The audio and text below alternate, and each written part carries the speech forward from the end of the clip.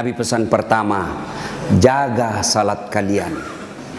Nabi tidak bilang jaga pangkatmu, jaga rukomu, jaga hartamu. Tidak.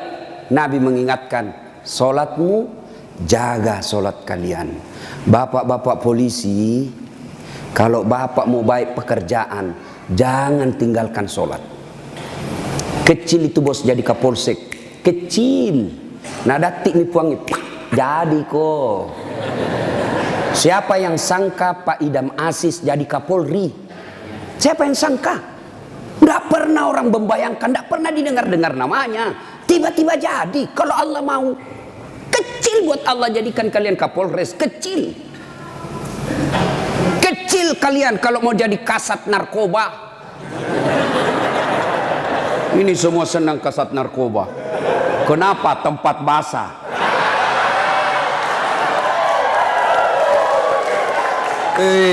Hati-hati Pak Polisi. Di tempat basah lah itu orang tenggelam. Tidak ada orang tenggelam kalau kering. Siapa suruh kau bilang gas-gas? Gas memang. Kita sudah tanda tangan MOU toh. Pak, kecil, sholat ki Pak. Kecil bapak punya bahagia. Ustadz, kenapa itu kasihan istriku nang ngomel aja nak kerja.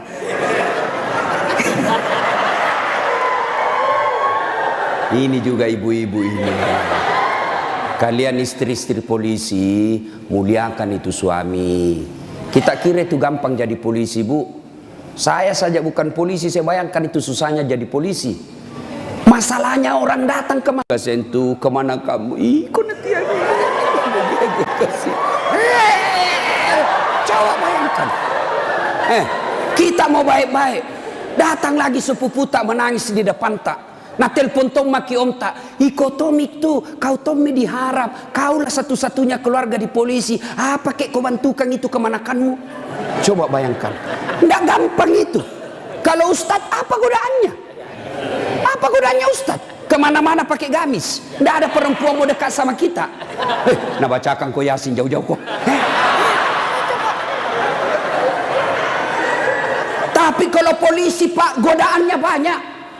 Banyak betul godaannya itu polisi. Masalahnya orang datang. Datang pula istri. Pakai kok kipas Pak? Tak kalai ada apa kayak situ. Itu tuh. Kalau kita Ustadz, siapa yang mau sogoki? Paling nasogoki telur sama soko. Apa mau nasogokkan ki? Tapi polisi subhanallah godaannya sangat besar, bebannya sangat besar. Maka disitulah dibutuhkan ibu. Pelihara suamimu. Jangan kau malah jadi tukang kompor. Apa kek, masa kita sudah 17 tahun menikah tidak pernah tongko beli gelang. Itu saja baru polisi baru 3 tahun suaminya gelangnya kayak pelik sepeda. Betul dia baru 3 tahun tapi dia sudah jual sawah warisan. Jangan Bu, sayangi itu suamimu kasihan. Jangan kau dorong dia masuk neraka. Ya. Coba kalau ibu-ibu tidak beristri polisi, ibu tidak jadi tidak jadi bayangkari. Karena ibu bayangkari, wah luar biasa mobil polisi dia pakai piarisan. Iya toh? Iya Bu. Makanya syukuri. Coba kalau ibu tidak nikah sama ibu bapak-bapak polisi, ibu bukan bayangkari, gasturi. Gadis tua Republik Indonesia. Maka bersyukur ya. Pak, jaga sholat Pak. Saya kasih contoh ya, saya kasih contoh. Kan ada komandan tak toh? Ada Kapolres. Kira-kira kalau Kapolres panggil ajudan bagaimana hebatnya? Ajudan, itu ajudan biar lagi baring-baring di kursi makan cang goreng. Ajudan, siapa? Biar itu ada cang goreng. Perintah komandan. Iya toh? Iya. Iya. Mana ada ajudan berani dipanggil? Ajudan, tunggu dulu Pak. Bilang aku diinjak lehermu. Ayo, begitu takutnya kita sama manusia. Padahal Kapolres paling lama 2 tahun, mutasi lagi. Tapi begitu takutnya kita sama manusia, tidak berani kita bilang tunggu. Lalu kenapa ketika azan berkomandan, Allah memanggil kita, hayya 'alal falah. Hei Pak Polisi, sini kok, saya kasih kok kemenangan. Bapak tahu tidak itu artinya hayya 'alal falah? Itu artinya sini saya kasih kok kemenangan, sini saya kasih kok kejayaan. Allah panggil kok, sini kok saya kasih jadi Kapolsek kok, sini kok saya kasih kok jadi Kapolres, sini. Tapi apa jawaban kita? Tunggu, lagi meeting. Tuhannya suruh menunggu. Kapolres saja kau tidak berani kasih menunggu. Ini Tuhanmu kau suruh menunggu. Pantas 20 tahun kau jadi polisi, tidak bisa kau lepas dari kredit.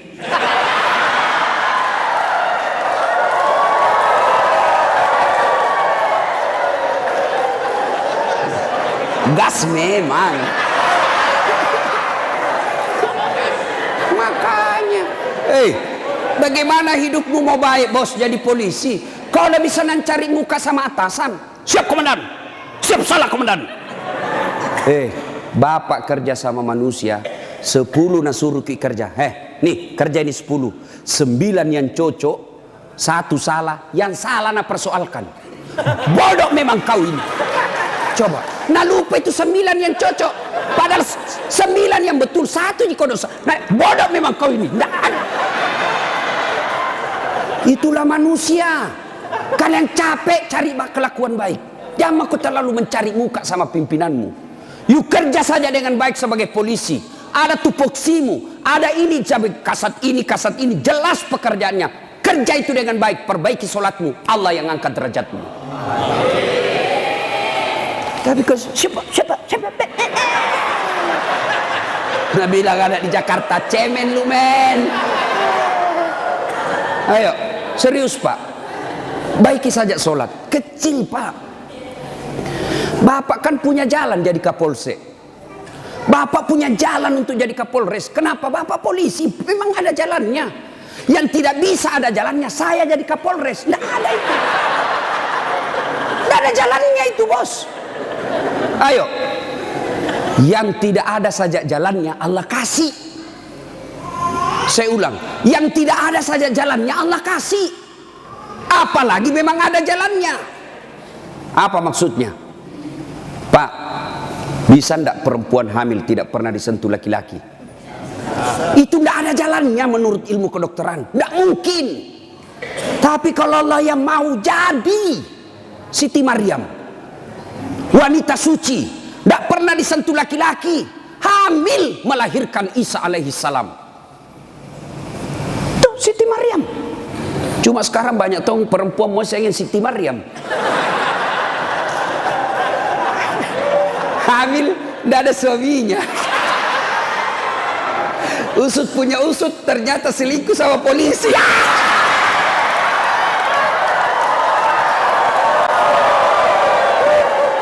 Gas memang. Kau bilang gas. Coba, makanya ku gas. Kasihan ini perempuan kau kasih begitu. Dia mau melapor ke polsek, temanmu itu datang pati melapor. Datang melapor malah dikasih takut-takut. Kau dapat pasalan pencemaran nama baik ini paling. Ayo. Pak, Bapak mau baik, perbaiki saja sholat. Saya kasih lagi contoh. Saya akrab sama Kapolres. Saya datang di Sidrap. Pak Kapolres, adakah di Sidrap ini cari-cari telur, mau pengantin? Siap Ustadz, gampang. Kapolres telepon ajudan. Ajudan, itu Ustadz Dasat ada di hotel, kau jemput pakai Alparnya Aji. Karena ada Alparnya tahu Pak Kapolres. Tapi punya teman. Nah, bawakan telur. Selesai masalahku soal telur. Kenapa? Saya akrab sama komandan. Sebaliknya ada orang dari Makassar, tidak pernah ketemu Kapolres, tidak pernah kenalan, tidak pernah didengar namanya. Assalamualaikum Kapolres. Saya ada di Sidrap ini. Saya cari-cari telur, pinjam dulu mobil tak Pak. Siapa nak telepon Kapolres? Kapolsek, tangkap itu. Hah? Tangkap dia. Tidak pernah kenal, penipu pasti itu, penipu, tangkap. Begitu juga Bapak, tidak pernah sholat, sholatnya hanya hari Jumat, itu pun paling terlambat datang, paling cepat pulang. Orang khutbah dia tidur, pas bangun kamat dia bilang, aliran apa ini masih tidak ada khutbahnya. Bukan aliran apa, kau matiin dulu. Ayo, tiba-tiba dimutasi, tidak ada tempatnya yang bagus-bagus, stres. Jadi berdoa, ya Allah, capek mak ini jadi polisi Tuhan. Kenapa hidupku tambah susah Tuhan? Nah bilang Tuhan, malaikat, karena dia sudah capek jadi ke polisi, sekali cabut nyawanya. Makanya Pak, yuk perbaiki sholat Pak. Apa alasanmu tidak mau sholat? Bilang kok apa? Bilangnya apa alasanmu? Si geaki. Apa? Hah? Tidak ada kecuali malas. Dalam Islam ada boleh beberapa orang boleh tidak dosa ketika dia sholat. Satu, belum balik. Kalau ada bapak-bapak polisi di sini merasa belum pernah mimpi basah, belum pakai balik itu. Atau ibu-ibu poluan tidak pernah haid, kau masih balita itu. Ya. Yang kedua, siapa boleh tidak sholat? Hilang ingatan alias gila. Kenapa tidak sholat? Saya gila Pak. Yang penting Bapak yakin gila, boleh tidak sholat. Tapi tidak mungkin Bapak jadi polisi kalau Bapak gila. Yang ketiga, boleh tidak sholat dalam tekanan. Zaman Belanda diancam kepala tak. Jangan sholat. Kalau kau sholat saya kasih pecah kepalamu. Boleh tidak sholat orang begitu. Lain itu apa Pak? Bapak nganangani unjuk rasa. Boleh Bapak sip-sipan sholat. Tidak bisa tinggalkan tempat. Sholat khauf namanya. Sholat dalam keadaan perang. Bagaimana caranya? Bapak berenam, polisi bertugas. Maka bagi tiga lapis, 3 rakaat, tiga saf. Saf pertama 2 orang, saf kedua 3 orang atau 4 orang. Maka saf pertama diselesaikan dulu sholatnya 1 rakaat. Yang di belakang jaga senjata. Begini dia. Selesai ini yang saf pertama 1 rakaat, maka saf kedua lagi yang selesaikan sholatnya, saf pertama lagi yang siaga-siaga senjata. Boleh Pak. Tidak bisa ditinggalkan tempat Ustaz. Kita tayamum darurat. Boleh Bapak. Kalau pergi ambil air 1 kilo, bahaya ini keadaan. Bapak tayamum di situ. Tidak usah buka sepatu. Boleh. Bagaimana caranya? Letakkan telapak tangan di pasir. Sudah itu tepuk. Karena kalau kau tidak tepuk ada pasir, kau gosok matamu. Tidak jadi kesembahyang.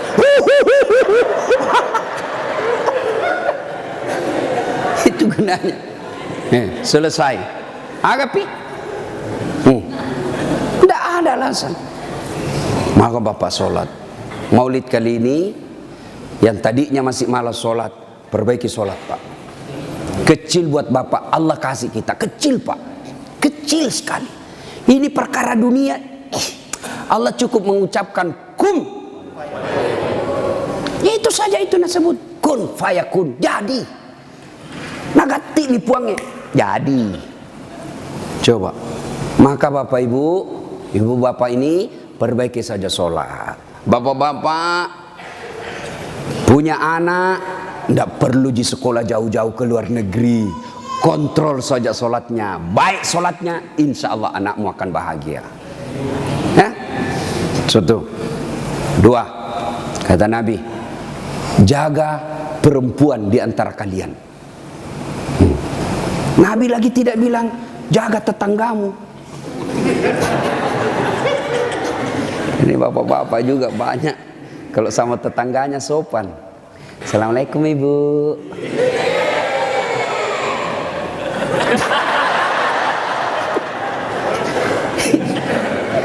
Ibu, kita ini sebenarnya laki-laki tergantung istri.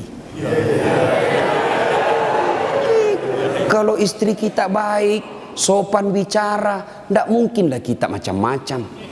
Datang mama tak kehormati, datang saudara tak kumuliakan, pasti kita berpikir, baik sekali istriku ini. Belum tentu saya dapat perempuan lebih baik dari ini. Ya sudahlah, saya sabar saja menghadapi ini.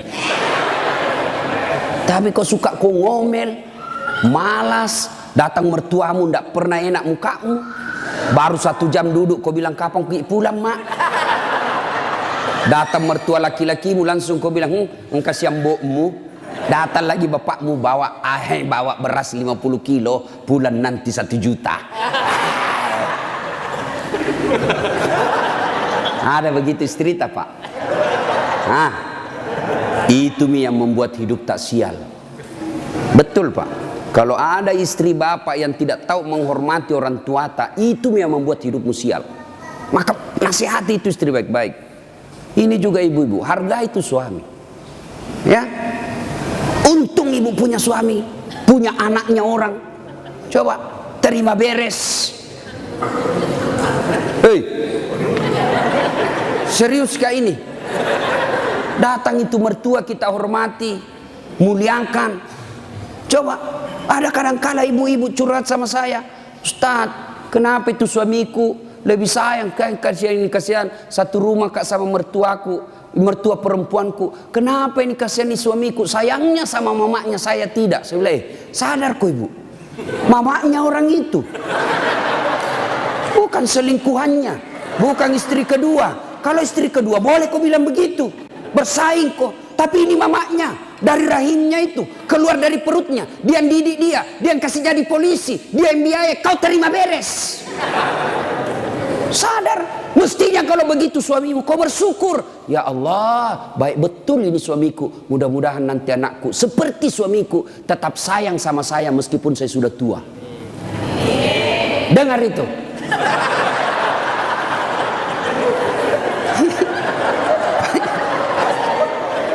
Nonton kita ini pun, hei, coba lihat kasih yang ini polisi. Di jalan ngirup udara kotor, jalan baik-baik dicurigai lagi. Polisi. Pada orang baik datang cari perampok. Coba di kantor kalian dimarah-marahi sa komandannya. Siap salah komandan, ditendang di pantatnya. Siap salah komandan, siap salah. Sampai lagi di rumah kau maki-maki lagi. Bodoh memang tahu, kenapa kau tidak lawan? Apa mau dilawan? Nah dia Kapolres.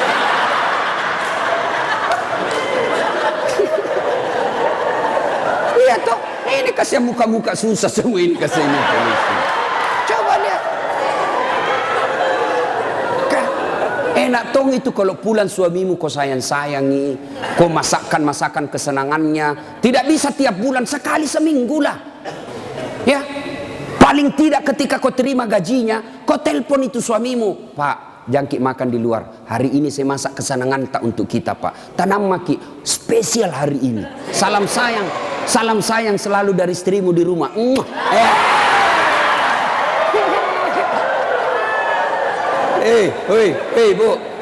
Bu, itu suami polisi kalau dapat SMS begitu, nah kasih lihat langsung Satpol PP. Satpol PP polisi setengah.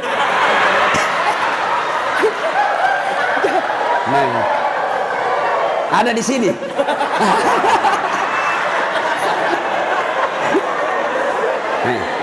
Apa nak bilang? Nak bilang itu polisi. Lihat kau ini istriku bos. Betul dia lebih tua dari saya. Betul dia tidak cantik. Dia orang kampung. Tapi kau lihat bos. Istriku ini. Pernah SMS begitu? Paling kita SMS, Pak, jangan lupa singgah beli gas.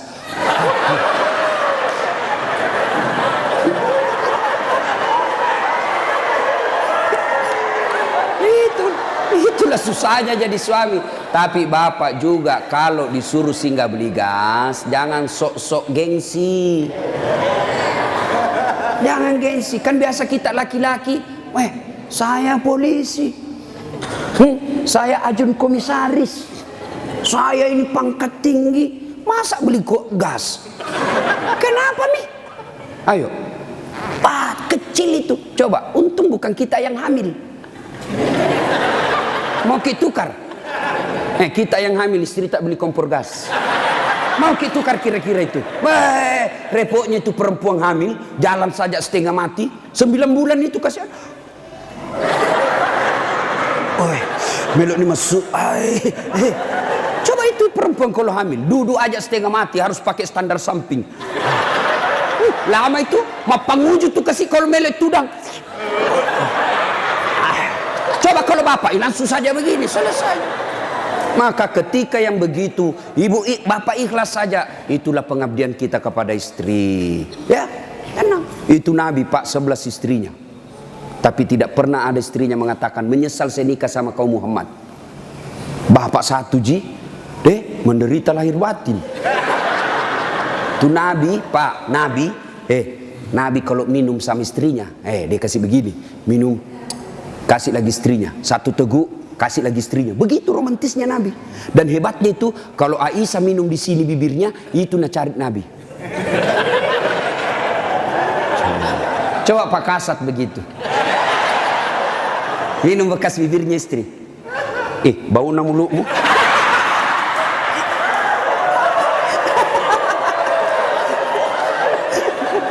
Salatullah Salamullah ala toha Rasulillah. Salatullah Salamullah ala Yasin. Satu, jaga solatmu. Dua, jaga perempuan di antara kalian. Maka bapak-bapak polisi jaga istri. Itu kewajiban bapak. Kewajiban bapak. Biar bapak hitam jidat gara solat, Senin Kamis puasa, tahajud tiap hari, tadarus tiap maghrib. Tapi istri tidak pakai jilbab, istri tidak solat, istri tidak puasa Ramadan. Maka bapak dulu yang masuk neraka. Ku ampusakum wa akhlikum nar. Itu makanya bapak didik istri. Bagaimana cara didik istri? Karena kita tidak punya waktu yang banyak. Lebih banyak di jalan, kasihan. Bagaimana cara didik istri? Arahkan dia pergi majelis. Itu ada pengajian dek, kau pergi di sana. Bagaimana lagi caranya? Paling gampang, bapak tidur peluk-peluk dia. Baru putarkan ceramahnya Dasat Latif. Judulnya apa? Kewajiban istri kepada suami. Sayang ke nonton kita. Langsung enak bapak, karena kalau bapak nasihati istri tidak masuk di akalnya. Tidak masuk, ya kan? Karena bapak lebih sering tipu istri daripada. Bagaimana dia percaya? Kita juga ibu, bagaimana tidak ditipu ki? Karena suka ki marah-marah. Jujur ki, marah kok ya lebih baik dibohongi kok supaya senang perasaanmu. Kenapa kau bohong? Selama ini kau bohong. Ku sayang kau, tidak mau kau luka perasaan. Ku bohongi kau. Sekarang kau tahu ya itu takdir burukmu. Kan kita terpojok ki jadi bohong maki. Sama saya ada temanku SD, masih selalu kena telepon sampai sekarang. Cinta-cinta monyet dulu di kampung. Setelah saya lihat banyak viral, tambah populer kila dase. Itu di Makassar gitu nama aku Dasat Latif. Kalau di kampung Ladase.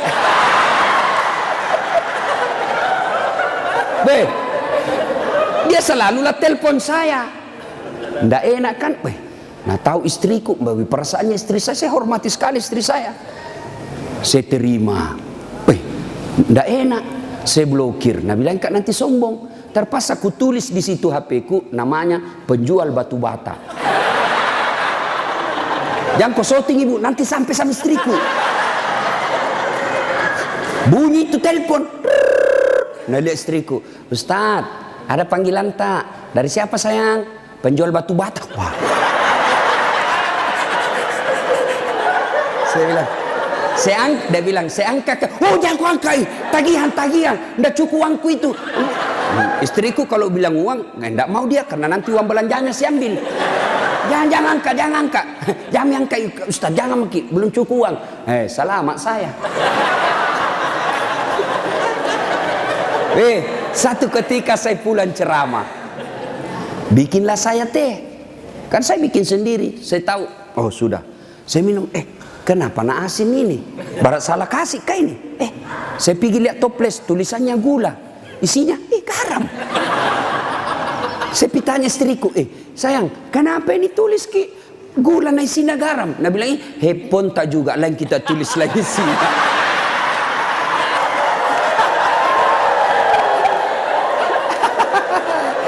Ibu, sudah tahu rumusnya toh? Nah, Pak, jaga istri kalian, jaga. Gimana caranya? Ajari terus, nasihati terus, nasihati terus. Tapi bapak tidak mungkin bisa didengar istri kalau bapak saja kelakuannya tidak baik. Tidak mungkin. Maka untuk menjadi baik kepada istri, bapak dulu yang harus bagus.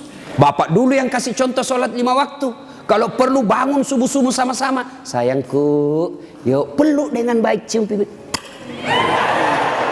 Nah bilang apa aja dia mau dicium stas nangoro ih. Mak bau tong bebenya stas. Pak, kalau perlu bapak angkat itu istri. Sholat subuh sayang, bareng-bareng, sholat jamaah. Meskipun bapak pangkat paling rendah di Polres, tapi ibu bapak lakukan itu mulia di hadapan Allah. Angkat istri, ayo sayangku, sholat bareng-bareng, berjamaah, bapak imam, istri makmum. Jangan baca yang susah-susah, yang pendek-pendek saja, ya? Karena yang susah-susah nanti tidak mau sampai. Nak baca Al-Kafirun, wala antum abiduna ma abun, wala ana abidum ma abattum, wala antum abid. Mulai curiga istrinya. Wala antum abidu, wala ana abidum.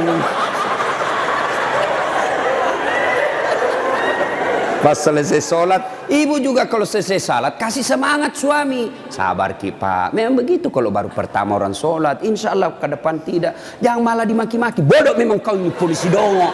Apa kau tahu kau bilang? Nah bilang suami tak jamin lagi sembahyang deh. Bu, pulang suami tak ibu. Kita tahu sudah mau masuk maghrib. Datang suami tak sudah sediakan sarungnya. Sediakan kopiahnya, sediakan bajunya untuk sholat, baju koko. Begitu datang, Deng, mandi ki, ini kita pakai sholat maghrib. Ayo kita pergi sama-sama di masjid. Nyaman ibu, suami istri jadi polisi, dapat gaji tiap bulan. Kalau begini kita lakukan, bahagia hidup tak. Meskipun kita tak putar-putar saja di sidrap. Enak pak. Ini istri suka ngomel, suami tukang tipu, kredit tidak pernah berhenti. Kapan enak hidupmu? Ayo, maka perbaiki ini, saling menjaga. Suami nasihati istri, istri ingatkan suami. Itu rumah tangga yang bahagia. Dan yang ketiga kata Nabi, ucapan yang beliau keluar dari bibirnya, ummati, ummati, ummati, umatku, umatku, umatku. Begitu sayangnya sama Nabi. Sayang Nabi sama kita. Nabi tidak mengucapkan Khadijah, Khadijah, Khadijah. Tidak. Nabi yang diucapkan ummati, umat kita. Apa di dunia saja? Tidak, sampai di akhirat pun Nabi seperti itu. Ketika hari kebangkitan tiba, Allah perintahkan kepada malaikat Jibril, Jibril, kau bangkitkan manusia paling mulia yang sangat aku sayangi, Muhammad sallallahu alaihi wasallam. Nabi Jibril setengah mati mencari, lalu Allah kasih keberkahan, makamnya Nabi keluar asap, didapat. Lalu bangkitlah Nabi. Ya seperti itu yang kita lihat di sirkus, ada manusia yang tiba-tiba naik saja ke permukaan. Lalu Nabi duduk, gosok mata. Jasadnya Nabi pak sampai detik ini tidak hancur. Seperti ketika beliau hidup, kulitnya tidak rusak. Pernah kan beberapa kali itu kan kuburnya Nabi jasadnya Nabi dicuri. Kan beberapa kali itu, 9 kali. Dan jasadnya pun sudah ratusan tahun meninggal, masih sama. Nah, bangun Nabi, gosok matanya. Lalu Nabi buka, nampak Jibril di depannya. Lalu Nabi berkata, Jibril, hari apa ini? Ya Muhammad, inilah hari kebangkitan yang pernah Allah janjikan kepadamu. Kira-kira kalau bapak bangkit seperti itu, bapak cari siapa? Mana kasihan anakku? Oh, mana itu istriku yang baik sekali? Apa Nabi cari keluarganya? Tidak. Nabi tidak berkata, mana bapakku, rindu saya mau melihat bapak saya yang tidak pernah saya lihat wajahnya. Tidak. Siapa yang Nabi cari? Aina ummati. Jibril, mana umatku? Kita yang dicari Nabi pak. Bayangkan, begitu cintanya Nabi kita. Nabi cinta di dunia sampai di akhirat.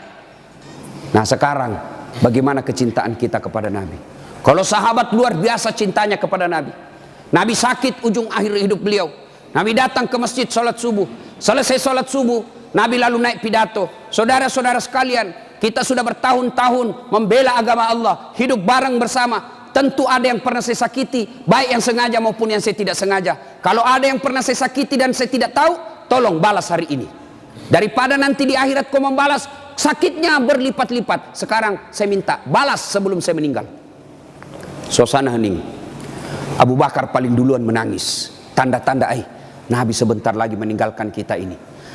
Suasana hening. Tiba-tiba dari belakang ada sahabat Nabi namanya Uqasyah, hitam tinggi besar, berdiri. Ya Rasulullah, saya pernah Anda sakiti. Semua orang balik. Kurang ajarnya ini Uqasyah. Kapan? Waktu itu perang ya Rasul. Saya berada di sampingmu. Rasulullah mengendarakan onta. Rasulullah menyambut ontanya. Saya di samping, bukan onta yang kena, tapi saya yang kena. Saya mau membalas ya Rasul. Semua kurang ajar. Nabi lagi sakit mau membalas. Umar berdiri. Uqasyah, kalau gatal tanganmu ingin mencambuk, saya kau cambuk sampai mati. Jangan Rasulullah. Kata Nabi, Umar, saya paham maksud baikmu, tapi dosa tidak boleh diwakili. Dosanya Kapolres tidak bisa diwakili Kasat Lantas. Tidak boleh. Mentang-mentang kita komandan ambil dosaku tidak bisa. Sudah. Bangkit lagi Abu Bakar. Uqasyah, sayalah sahabat Nabi paling dekat. Saya selalu bersama beliau. Kalau kau mau cambuk, saya kau cambuk. Sama kau sakiti Rasulullah. Nabi bilang, Abu Bakar, dosa tidak bisa diwakili. Kau duduk. Makin dekat Uqasyah. Ditahan sama cucu beliau, Hasan Husain. Uqasyah, pamanku. Amure, jangan kasihan kakekku. Lagi sakit.